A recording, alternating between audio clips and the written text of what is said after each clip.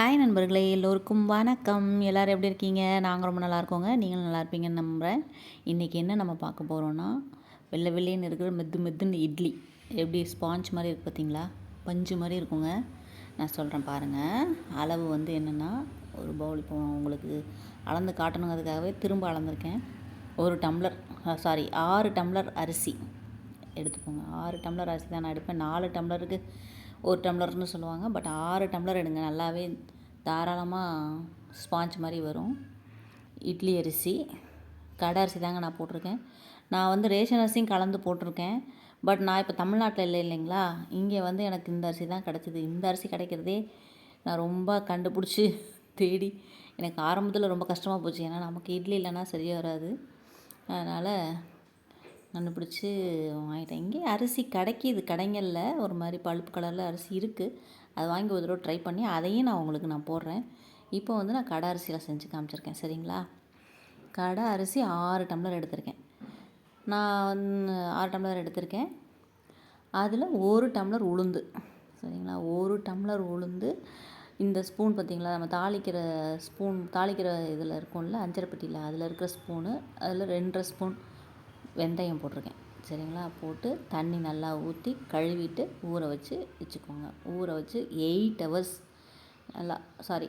3.5 hours ஊறினா போதுங்க. 8 ஹவர்ஸ்லாம் தேவையில்லை. ஊறினதுக்கப்புறம் பார்க்கலாம். இப்போ நான் ஊற வச்சு ஆட்டிட்டேங்க. ஆட்டும் போது எடுக்க முடியல, மறந்துட்டேன். அதனால் ஆட்டிட்டு இப்படி எடுத்து போட்டிங்கன்னா அப்படி உழுகணும். காட்டுறேன் பாருங்கள். இப்படி எடுத்து போட்டிங்கன்னா அப்படி உழுகணும்.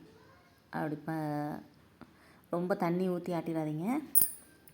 இந்த மாதிரி ஆட்டிட்டு இந்த அரிசி ஊறுற வரைக்கும் நீங்கள் ஃப்ரிட்ஜில் தூக்கி உளுந்த வச்சுருங்க. இது ஒரு டிப்பு மாதிரி வச்சுக்கோங்க. இது ஒரு நல்ல டிப்பு வச்சுக்கோங்க. அரிசி வந்து இந்த மாதிரி நைஸாக அரைச்சிடக்கூடாது, குறன்னு இருக்கணும். இப்போ தான் தெரியுதுங்களா? அந்த மாதிரி குறன்னு அரைச்சி எடுத்து உப்பு போட்டு எப்படி கலக்கணும் அப்படின்னா, நல்லா கை வச்சு கலந்துக்கணும் ஒன்று சேர. இல்லைன்னா அரிசி தனியாக அடியில் தங்கிடும், உளுந்து மேலே இருக்கும். அப்புறம் நீங்கள் இட்லி ஊற்றும் போது சப்பையாக வரும். சரிங்களா? நல்லா கலந்துக்கணும். அதனால தான் இதெல்லாம் கூட நான் எடுத்திருக்கேன். பிகினர்ஸ்க்காகவே தான் நான் இதெல்லாம் எடுத்திருக்கேன். இந்த மாதிரி நல்லா ஒன்று சேர அடித்து கலந்துக்கோங்க. சரிங்களா? கலந்து நல்லா 8 ஹவர்ஸ் புளிக்க வச்சு நைட்டு எடுத்து இது பண்ணி வச்சிங்கன்னா இப்படி. அப்புறம் இன்னொன்று வந்து ஃபுல்லாக ஊற்றிடக்கூடாது. சட்டியில் அரைக்கி மேலே ஊற்றி 2-3 சட்டியாக ஊற்றி வச்சிட்டிங்கன்னு வச்சுக்கோங்களேன். ஊற்றி மூடி வச்சிட்டிங்கன்னா 8 ஹவர்ஸ் கழித்து பார்த்திங்கன்னா இந்த மாதிரி நல்லா பொங்கி வந்திருக்கும். அதையும் நல்லா போட்டு கலந்துடக்கூடாது. ஒரு சிலர் கலப்பாங்க. அப்படி கலந்திங்கன்னா ஸ்பாஞ்ச் மாதிரி வராது. இட்லி கொஞ்சம் ரஃப்பாக தான் வரும்.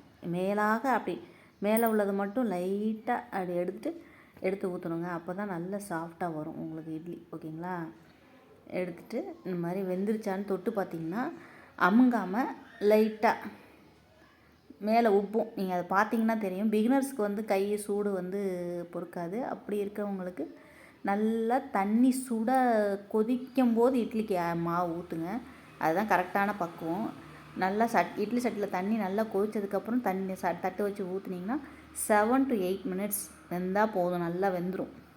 நீங்கள் கை வச்செல்லாம் பார்க்க தேவையில்ல. எடுத்து வெந்துருச்சுன்னா அப்படி கொட்டிட்டு பார்த்திங்கன்னா நல்ல ஸ்பாஞ்ச் மாதிரி, பூ மாதிரி, மல்லிகைப்பூன்னு சொல்லுவாங்கள்ல, மல்லிகைப்பூ மாதிரி இட்லி நமக்கு கிடச்சிரும்.